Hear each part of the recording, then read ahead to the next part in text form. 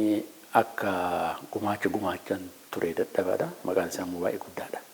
Akka maqaa isaatti gumaachan maambura gumaachu maqaa isaatiin wal madaala ta'uu danda'u qaba jedhamee tarsiimoonni hedduu isaaf qophaa'e.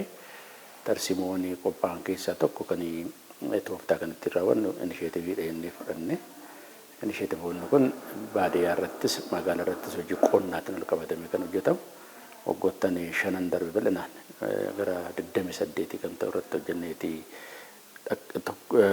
bu'aa buusaa turre jechaadha. Isa kanaan gaafa hojjetu tokkoffaa dhaqqabummaa irratti kan hojjenne amma inni dhaqee diinagdee cimaa diinagdee waliigalaa utubaa dhabeessii ka'eef isa kanaaf baadiyyaan keenya hundi isaa dhaqqabamaan turre kanaan dura. Gammoojjiin dhaqqabamaan turre gammoojjii keessa garuu bishaantu jira. Gammoojjii keessa lafa misoomuu danda'utu jira. Akkasumas baddaan keenya hundi isaa dhaqqabamaan turre caarraa fakkaatu jira. Badda dareen akkasii jechaadha. Isa qofa osoo hin taane godinaalee Oromiyaa hunda keessatti hojiin qonnaa kun hojjetamaan ture qixa wal fakkaatu. Kanaaf Oromiyaa tun amala adda addaa qabdi. Amala adda addaan jedhu agirookoolii jedhamu kan jechaadha. Gara lixaa irratti amala ofii danda'e qaba. Jiddu galli kunis amala ofii danda'e qaba. Bahar irrattis amala ofii danda'e qabna. Kibba irrattis karaa wal fakkaatuun kaabattis karaa wal fakkaatuun tarsiimoon dhimmoota kana hunda wal dandeessisee madaala diinagdee barbaachisu fichisiisuu danda'u kan yeroo hunda bakka hundatti immoo hojjechiisuu danda'u kun maalan jedhamu sirriitti qoratameeti inisheetiivii namni kanaan galame itti seennee inisheetiivii qofa osoo hin taane immoo hojiin idileedhaan hojjetamuu danda'us kam jennee waan deemnee fi bu'aalee ittiin deemnee jechaadha. Kanaaf tarsiimoo dhaqqabummaa tokko sirriitti hojjechuu dandeenye isa kanaaf immoo ogeessi hooggansii fi qonnaan bulaan keenya horsee bulaa sadarkaadhaan jiru hunduyyuu sammuusaa yaadaasaa garantas deebisee akka inni hojjechuu danda'udha kan hojjetame.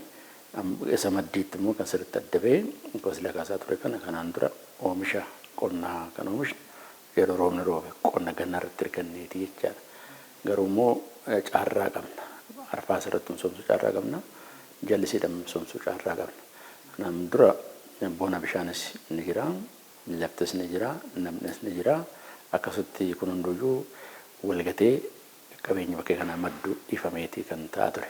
Sambichaa yoo osoo hin taane oomishni kun ganna kan oomishe fudhatee qonnaan bulaan gara gabaatti deemee jiruu hawaasummaa isaa ittiin ba'a. Kan biraas ittiin gaggeeffata. Baasii biraatiifis saaxilama. Yeroon isaa hin qisaasama. Kana hunda deebisnee sirna keessatti galee bona karaa inni ittiin oomishuu danda'u.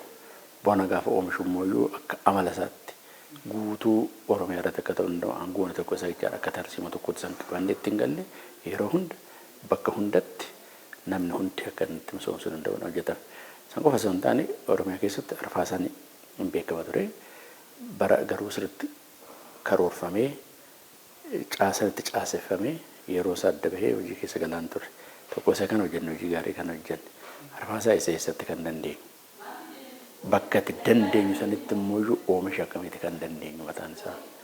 Midhaan beela irratti immoo midhaan hiddaati immoo midhaan dibataati immoo midhaan dheedhii irratti kan jedhus qorannaa mataa fi barbaada ture sanis qorannee itti galle kana gaafa walitti fiddu waggaatti si'a 3 misoomsuu dandeenye. Waggaatti si'a 3 gaafa misoomsitu oomishni kanaan dura marsaa tokkichaan argattu san marsaa 3 kana gaafa dachaa 3 ol guddisuu dandeenyetti diinagdee biyya kanaa qonni utubee. Kanaaf gumaachuudhaa qabu hanga ammaatti waan jalqabne irraa gumaachee jira jedhamee kan ka'e malee ammas carraa qabnu akkaataa itti oomishuu qabnuu fi keessattuu oomishtummaa akkaataatti daballee iddoo ga'uudhaa qabnu geenye jechuudha miti. Akkuma beekamu jallisiin idilee kan jennu hin jiraan kuduraalee adda addaa midhaan addaa akkasumas midhaan agadaas bakkeen oomishaa turre mul'ata. Inni sun baay'ee xiqqoodha. Jiruuf jijjiiruu hin dandeenye jiru dhuunfaa jijjiiruu hin dandeenye jiru diinagdee jijjiiruu miti. Kanaaf carraan qabnu garuu midhaan beelaa misoomsuu hin dandeenya. Isa keessa rakkoon keenya guddaan kamii midhaan nuti adda ofii nyaataa mirkaneessuudhaaf gabaa addunyaa keessa dhaabbannee bitaa jirru kan oomishni bakka buusuu hin dandeenye jennee waan qoratame qamadiidha. Kanaaf qamadii bara 2011 hektaara 7,000 irraa kaanee bara 2018 kana waggoottan 8 kana keessatti miiliyoona 3.4 irraan geenye jechaadha.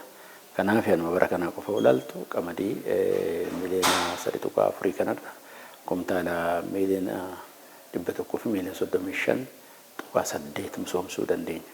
Kun lakkoofsa guddaadha. humni namaa irratti hojjechaa ture fi yeroo irratti gubaa ture wajjinis gaafa madaalu gaariidha. Kana kan duratti tarsiimuu dhaggoonee yeroo hundi namni hojii keessa akka jiraachuu danda'u baasii biratti bakka saaxilamuu hin dandeenye qusannoo keessatti akka inni yeroo isaa akka inni qusatu dinagdee isaa qusatan jennu waan ta'eef iddoo guddaa qaba jechaadha. Ganna irrattis karaa wal fakkaatuun hojjechaa turre kanaan dura qamadiin yoo jalqabnu hektaara 600 bira baay'ee ol darbee hin beeku. Ragaan biiroo qonnaatis ragaan adda addaa sirna agarsiisuu kana ture jechaadha. Garuu immoo caarraa qamadii ittiin misoomsuu dandeenyu guutuu Oromiyaa irratti bakka qabnu hundasaa adda bahee erga qoratamee booda ganna yoo xiqqaate hektaara miiliyoona 3.1 miiliyoona 3.2 gahuudha dandeenya. Inni kan immoo gara oomishaatti gaafa fiddu miiliyoona 120 kan ta'udha kan inni gumaachuu waan ta'eef marsaa lamaan kanaan jira kana lamaan walitti gaafa fiddu miiliyoona 100 miiliyoona 20 fi miiliyoona 100 fi miiliyoona 35 gaafa fiddu gara miiliyoona 2.5 oliiti. Arfaasaa immoo hektaara 300 ol irratti misoomsina jechaadha. Qamadii qofa irratti gara miiliyoona 6 waggaatti karaa ittiin argamtu waan ta'eedhaaf kun kanaan dura doolaara biliyoona 1 oliin biliyoona 1 oliin mootummaan bitee galcha. As keessatti qoonni Oromiyaan jiruuf jireenya uummataa akka gaggeessita waan ta'eef rakkoodhaaf saaxilamee beelaaf saaxilamee itti gaggeessitu dhibbeentaan isaa olaanaadha. Dhibbeentaan isaa olaanaa gaafa ta'u dinagdee naannoo irratti dhiibbaa mataa fi qaba. Lammaffaa immoo qonnaan bulaan naannoo kana keessa jiru eeggattummaadhaaf saaxilamee misooma keessa galuu didee humni misoomsuu danda'u humni dinagdee maddisiisuu danda'u akka maddisiisne godhama. Caasaan mootummaa sadarkaadhaan jiru mataan isaa hooggansi ogeessi isa kanaaf saaxilamaa ta'ee taa'ee eeggata.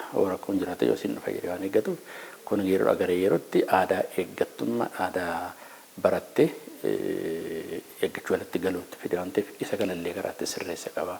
Kanaaf qamadii irratti riivooluushinii addaati kan dhufe jennee fudhachuu hin danda'ama. Fiinnan kaa ujummoo keenya tokko jennee itti fudhannu. Ujummoo keenya wanni sababni ta'eef hedduu sababa kaasuu dandeenya. Lafa gammoojjii bakka hanqinni bishaanii jiruu fi bishaan al takka of argatan hunda irratti bishaan itti qabachuu dandeenya. Bishaan qabanneeti iddoo horsiise bulaatti loon keenya itti horii fi akkan ta'uu danda'u godhame. Carroon kanatti immoo moostarii naannoo sanii sirreessa waan ta'eedhaaf ujummoo dhiigaa guddaa dhanneen qaban. Aanuma badda daree fi baddaa keessattis immoo bakka yaa'insi bishaanii hin jirretu jira. Lagni kan hin jirre jechaadha.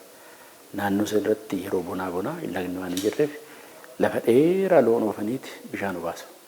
Hadda hoo xiqqaate bakka rakkoodha jedhamu garuu baddaa ta'e bishaan hin qaban hundatti fiinnaa waan ijaarreef bishaan qabata.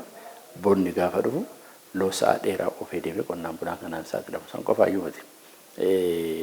Kana dura dhugaatii namaatiif akkasumattis kan beelladaatiif xaaraa ture. Hadda hoo xiqqaate bishaan sanarraa uffata sitti miiccachuu hin danda'a. Qulqullina isaatiif meeshaa mana keessa wanti bilcheeffatu illee fudhachuu hin danda'a.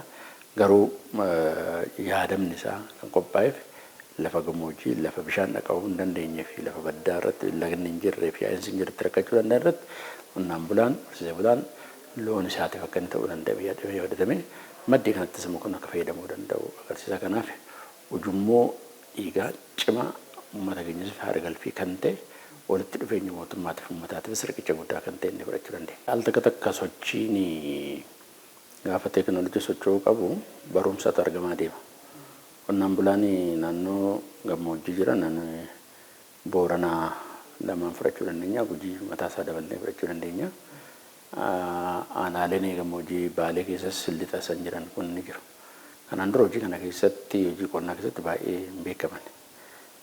Qamadiin bona misoomsuun carraan inni dabalataan nu fidee dhufe iddoowwan hin dhaqqabne. Qonnaan bulaanis maqaa qonnaan bulaa qabu malee hojii qonnaa irratti hin bobbaane carraa biraa akka argannu godhe. Bishaan barbaadu gaafa deemtu lafa sargaa deemta lafa bishaan walitti fidutti galle waan ta'eef kun tokkoffaa potenshaala keenya akka beeknu nu gargaare. Lammaffaan akkuma kaastan iyyuu Boorana keessatti hojiin qonnaa laafadha. Aanaalee muraasa keessatti qonnaan bulaan malumaan kan dursee bulaan hojjechaa ture. Amma garuu karoorfamee irratti hojjetama.